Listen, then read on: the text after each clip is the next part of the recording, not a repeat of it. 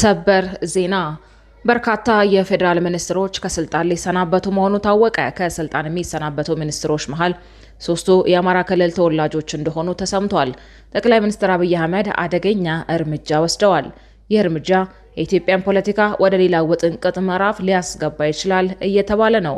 ጤና ይስጥልኝ። ይህ አዲስ ፖስት ሚዲያ ነው። የነሐሴ 19 2018 ጥብቅና ሰበር መረጃዎችን አጠናክረን መተናል። ዋና ዋናዎቹን በማስቀደም እንጀምር። ጠቅላይ ሚኒስትር አብይ አህመድ በሚኒስትሮች ላይ ከባድ እርምጃ ወሰዱ። በርካታ የፌዴራል መንግስት ሚኒስትሮች ከስልጣን ሊሰናበቱ መሆኑን የሚገልጽ መረጃ ከብልጽግና ምንጮች ወጥቷል። ከሚሰናበቱ ሚኒስትሮች መካከል 3 የሚሆኑት የአማራ ተወላጆች ናቸው ተብሏል። ለመሆኑ የሚሰናበቱት ሚኒስትሮች እነማን ናቸው የሚለውን በዝርዝር እንነግራችኋለን። ከአዲስ አበባ በድንገት መቀሌ የገቡት አደራዳሪ ያልጠበቁት ገጥሟቸዋል። ኦሉሴጉን ኦባሳንጆ በድንገት መቀሌን ሲረግጡ ትግራይ በድሮን ድብደባ ተናውጣለች። ሌሊት 7 ሰዓት ተኩል በትግራይ ተጨማሪ የድሮን ድብደባ ተፈጽሟል። ኦባሳንጆ ከደብረጽዮን ጋር የተገናኙ ሲሆን ህወሓት ለመደራደር 5 ቅድመ ሁኔታዎችን ማስቀመጡ ታውቋል። ታዳምጡታላችሁ። ግብጽ ዳግም ዛተች፣ ኢትዮጵያን አስፈራራች። የትራምፕ አማካሪ ከግብጽ ከፍተኛ ሚኒስትሮች ጋር ትላንት መምከራቸው የታወቀ ሲሆን ኢትዮጵያ አሰብን በኃይል ለመውሰድ ከተንቀሳቀሰች ግብጽ ለኤርትራ ድጋፍ እንደምትሰጥም በይፋ ገልጻለች። ትሰሙታላችሁ። በማህበራዊ ሚዲያ መነጋገሪያ የሆነው የአቶ ገዱ አንዳርጋቸው ምስል በተመለከተም ተጨማሪ መረጃ እናሰማችኋለን። የተወደዳችሁ የቻናላችን ቤተሰቦች እነዚህንና ሌሎች መረጃዎችን አጠናክረናል። ቪዲዮን ላይክ አድርጋችሁ በመጀመር አብራችሁ እንድትቆዩ ግብዣችን ነው። አሁን ወደ ዝርዝሩ እናመራለን።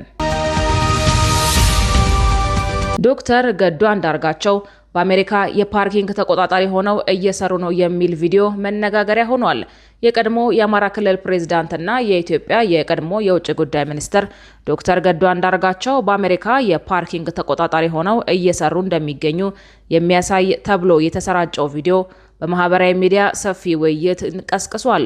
ቪዲዮን ያሰራጩት አካላት አቶ ገዱን ለማሸማቀቅ ያለመ መልእክት ለማስተላለፍ የሞከሩ ቢሆንም የተሰራጨው ይዘት በተቃራኒው በርካታ ሰዎች ዘንድ አድናቆትና አስተያየት እንዲያስከትል ሆኗል።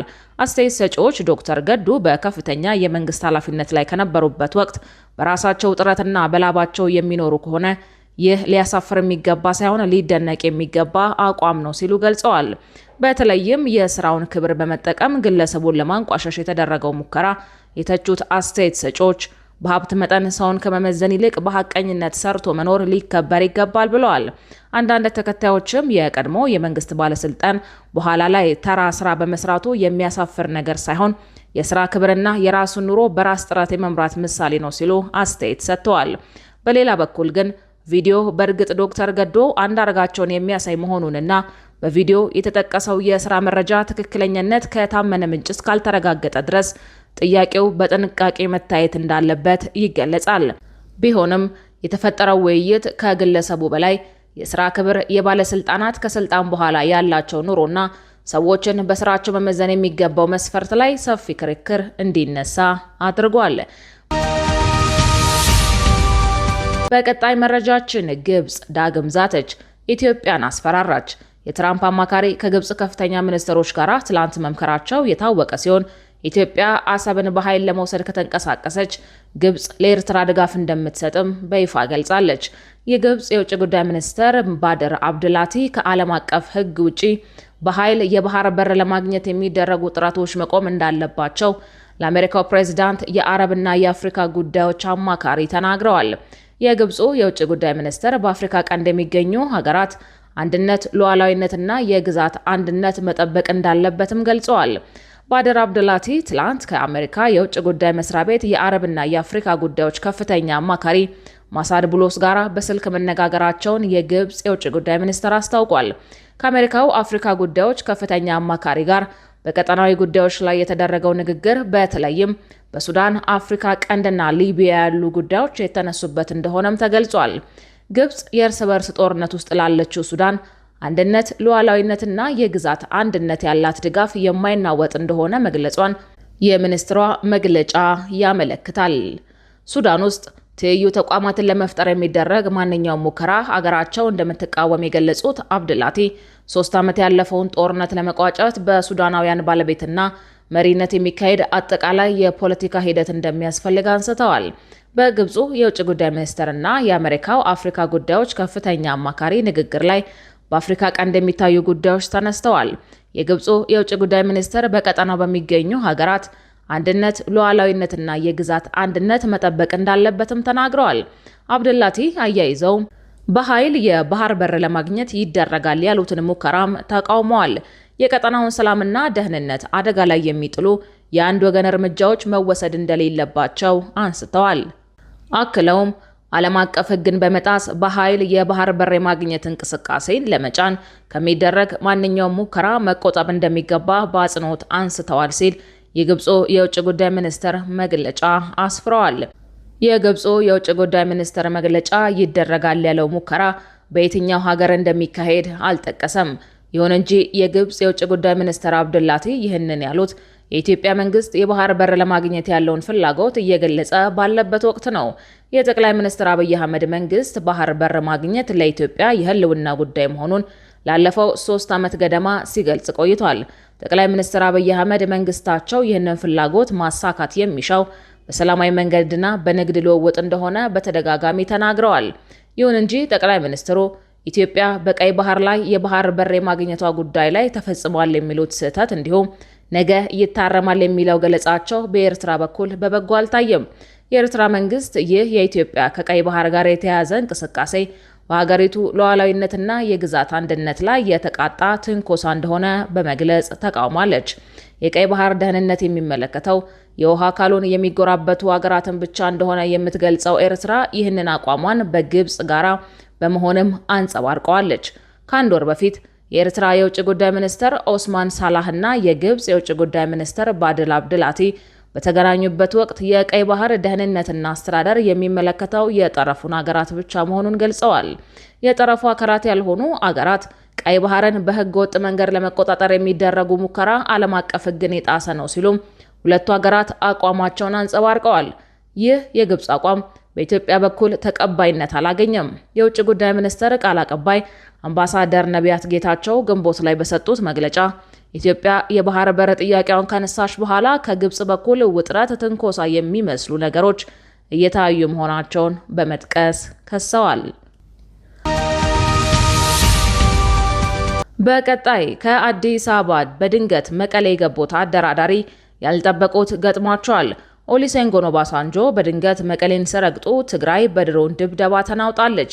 ሌሊት 7 ሰዓት ተኩል በትግራይ ተጨማሪ የድሮን ድብደባ ተፈጽሟል። ኦባሳንጆ ከደብረ ጽዮን ጋር የተገናኙ ሲሆን ህወሓት ለመደራደር 5 ቅድመ ሁኔታዎችን ማስቀመጡ ታውቋል። ከፕሪቶሪያ ስምምነት አደራዳሪዎች አንዱ የሆኑት የቀድሞ የናይጄሪያው ፕሬዝዳንት ኦሉሴጉን ኦባሳንጆ ትላንት ሰኞ በትግራይ በድንገተኛ ጉብኝት ማድረጋቸው በህወሓት የሚመራው የክልሉ አስተዳደር አስታውቋል። ህወሓት መሩ አስተዳደር ከፌዴራል መንግስት ጋር ውይይት ለመጀመር መሰረታዊና ቁልፍ ናቸው ያላቸውን ቅድመ ሁኔታዎችን አስቀምጧል። ሰኞ ነሐሴ 18 2018 ዓ.ም የተደረገው የኦባሳንጆ ጉብኝት አስቀድሞ በመደበኛ መርሃ ግብርና በቀጠሮ የተያዘ እንዳልነበረ በህዝባዊ ወያነ ሓርነት ትግራይ ወይም ህወሓት ሊቀመንበር ዶክተር ደብረጽዮን ገብረ ሚካኤል የሚመራው አስተዳደር ዛሬ ማክሰኞ ባወጣው መግለጫ አስታውቋል። በቀድሞ የናይጄሪያ ፕሬዝዳንትና በዶክተር ደብረጽዮን መካከል የተደረገው ውይይት በህወሓትና በፌዴራል መንግስት መካከል የተፈጠረውን ውጥረት ማርገብ ላይ ያተኮረ እንደነበር መግለጫው ያመለክታል። ህወሓት መሩ አስተዳደር ፕሬዝዳንት ዶክተር ደብረጽዮን ባሳለፍነው ሰኔ ኦባሳንጆ ወደ መቀለ በተጓዙበት ወቅት በተደረገው ውይይት መሰረት ትርጉም ያለው ክትትልና ቁጥጥር ባለመደረጉ ደስተኛ እንዳልሆኑ እንደገለጹላቸው ተጠቅሷል። ሁኔታውም ወደ የከፋ ውጥረት ማምራቱንም አንስተዋል ተብሏል። ከዚህ ቀደም ከተደረገው የቀድሞ የናይጄሪያ ፕሬዝዳንት የትግራይ ክልል ጉብኝት በኋላ ነሐሴ ላይ የፌዴራልና የትግራይ ኃይሎች ሸረሪና በተባለ የሱዳን አዋሳኝ ስፍራ ግጭት ውስጥ ገብተው ነበር። በዚህ ወርም ትላንት ሰኔ ነሐሴ 18 ቀንን ጨምሮ በተለያዩ ጊዜያት ተደጋጋሚ የድሮን ጥቃቶች እንደተፈጸሙ የትግራይ ባለስልጣናት ተናግረዋል። የፌዴራል መንግስት ግጭቱንም ሆነ የድሮን ጥቃቶቹን በተመለከተ እስካሁን በይፋ አስተያየት አልሰጠም። ይሁን እንጂ የህወሓት አመራሮች በሀገር ውስጥ ካሉ ታጣቂዎችና የውጭ አካላት ጋር ጸምዶ የተባለ ጥምረት እንደመሰረቱ በመግለጽ ከሷል። የህወሓት አመራሮችም ባደረጓቸው ህዝባዊ ስብሰባዎች ላይ ፌዴራል መንግስትን ስለማስወገድ ያንጸባረቁትን አቋም ውጥረቱን ያባባሰ ሆኗል። በህወሓት የሚመራው የትግራይ ክልል አስተዳደር ዛሬ ባወጣው መግለጫ የፌዴራል መንግስት በመሰረታዊ ጉዳዮችና ተጨባጭና እውነተኛ ማሻሻያዎች አለማድረጉን በመጥቀስም ከሷል። ላለፉት 4 ዓመታት የታየውን የማይፈጸሙ ቃል ኪዳኖች ያሉበት እንዲሁም መሬት ላይ ሁኔታውን ከመጥፎ ወደ የባሰ እየተለወጠ የሚሄድበትን አካሄድ እንደገና ለመድገም ምንም አይነት ፖለቲካ ፍላጎት እንደሌለው ገልጿል። ዶክተር ደብረጽዮን ከፌዴራል መንግስት ጋር ውይይት የሚጀምር ከሆነ መመለስ ስላለባቸው መሰረታዊና ቁልፍ ጉዳዮች ለኦባሳንጆ ገልጸዋል ተብሏል። ከቅድመ ሁኔታዎቹ መካከል የኢኮኖሚ ማዕቀብና እገዳ መነሳት እንዲሁም ወታደራዊ ከበባን ማቆምና የተፈጠረውን ውጥረት ማርገብ የሚሉት ይገኙበታል። የትግራይ ሉዓላዊ ግዛት ወደ ነበረበት መመለስ፣ የተፈናቃዮችን ደህንነትና ክብራቸውን በጠበቀ መንገድ መመለስ እንዲሁም የህወሓት ፖለቲካዊና ህጋዊ ማንነት መመለስም በቅድመ ሁኔታነት ተቀምጠዋል። አስተዳደሩ ከፌዴራል መንግስት ጋር የሚደረግ ውይይት የጊዜ ገደብ የተቀመጠለት እንዲሁም ግፊት መፍጠር የሚችሉ ዋነኛ ዓለም አቀፍ አጋሮች የሚሳተፉበት መሆን እንዳለበትም ገልጿል። በመጨረሻም ጠቅላይ ሚኒስትር አብይ አህመድ በሚኒስትሮች ላይ ከባድ እርምጃን ወሰዱ። በርካታ የፌዴራል መንግስት ሚኒስትሮች ከስልጣን ሊሰናበቱ መሆኑን የሚገልጽ መረጃ ከብልጽግና ምንጮች ወጥቷል። ከሚሰናበቱ ሚኒስትሮች መካከል 3 የሚሆኑ የአማራ ተወላጆች ናቸውም ተብሏል። ባለፈው ሰኔ ወር 7ኛው ሀገራዊ ምርጫ በተጠናቀቀ በሳምንቱ ጠቅላይ ሚኒስትር አብይ አህመድ በአንድ መድረክ ላይ ተገኝተው አነጋጋሪ አስተያየት ሰጥተው ነበር። በወቅቱ ጠቅላይ ሚኒስትሩ በሚቀጥለው የስልጣን ዘመናችን እንደዚህ አንቀጥልም፣ ውስጣችንን ማጥራትና ማጽዳት አለብን፣ ውስጣችን ሆነው ለኛ ሳይሆን ለሌሎች የሚሰሩትን አመራሮች ውስጣዊ ግምገማ አድርገን እናጠራለን በማለት ተናግረው ነበር። ጠቅላዩ እንዳሉት ሊያደርጉት ቆርጠው ተነስተዋል። ጅራፋቸውን ከፍተኛ ባለስልጣኖቻቸው ላይ አንስተዋል።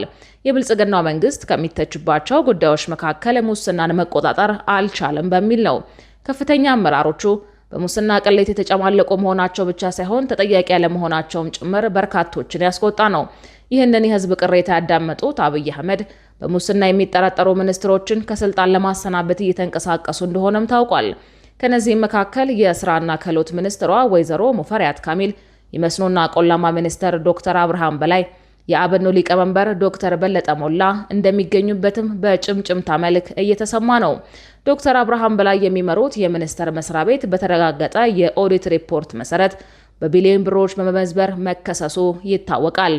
ሚኒስትሩ ይህንን ውንጀላ ቢቃወሙም ለህዝብ ተወካዮች ምክር ቤት የቀረበው የኦዲት ሪፖርት ግን የአብርሃም በላይ ተቋም ከፍተኛ ገንዘብ እንዳጭበረበረ ተረጋግጧል። ከአንድ ወር በፊት የፌዴራል ዋና ኦዲተር መስሪያ ቤት ባወጣው የክዋኔ ኦዲት ሪፖርት በመስኖና ቆላማ አካባቢ ሚኒስቴር ስር በሚተገበሩ የወልመልና ጨልጨል የመስኖ ፕሮጀክቶች ላይ የ3.69 ቢሊዮን ብር ከፍተኛ የህዝብ ሀብት ብክነትና የህግ ጥሰቶች መገኘታቸውን ይፋ አድርጓል። ሪፖርቱ ያለአግባብ የተደረጉ ከፍተኛ የዋጋ ማስተካከያዎችና የጥናት ጉድለቶች በፕሮጀክቶቹ ላይ መስተዋላቸውን አመልክቷል።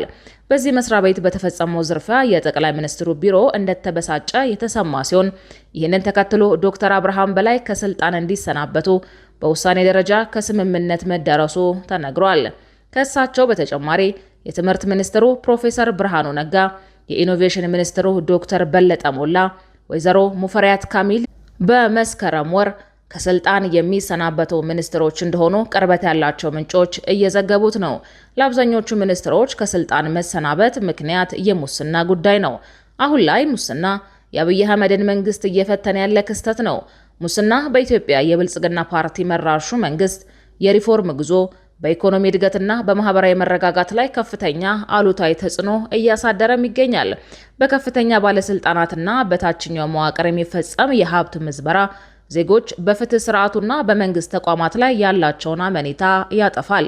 በተጨማሪም ሙስና የፍትሃዊ ተጠቃሚነት ጥያቄን በማስነሳት የኑሮ ውድነትን በማባባስ ለህዝባዊ ቅሬታዎች፣ ለጸጥታ መደፍረስ መንስኤም ይሆናል። መንግስት ይህንን ተጽዕኖ ለመቀነስ ብሔራዊ ጸረ ሙስና ኮሚቴ በማቋቋምና በከፍተኛ አመራሮች ላይ ህጋዊ እርምጃዎችን በመውሰድ ላይ ቢገኝም ችግሩ አሁንም ለሀገሪቱ ሁለንተናዊ ብልጽግና ትልቁ ጋሬጣ ሆኖ ቀጥሏል። ክቡራትና ክቡራን የአዲስ ፖስት ሚዲያ ቤተሰቦቻችን ለሰዓቱ የተዘጋጁት መረጃዎች እነዚህን ይመስሉ ነበረ። መረጃዎቻችንን እስከ ፍጻሜው ድረስ ስላደመጣችሁ ከልብ እናመሰግናለን።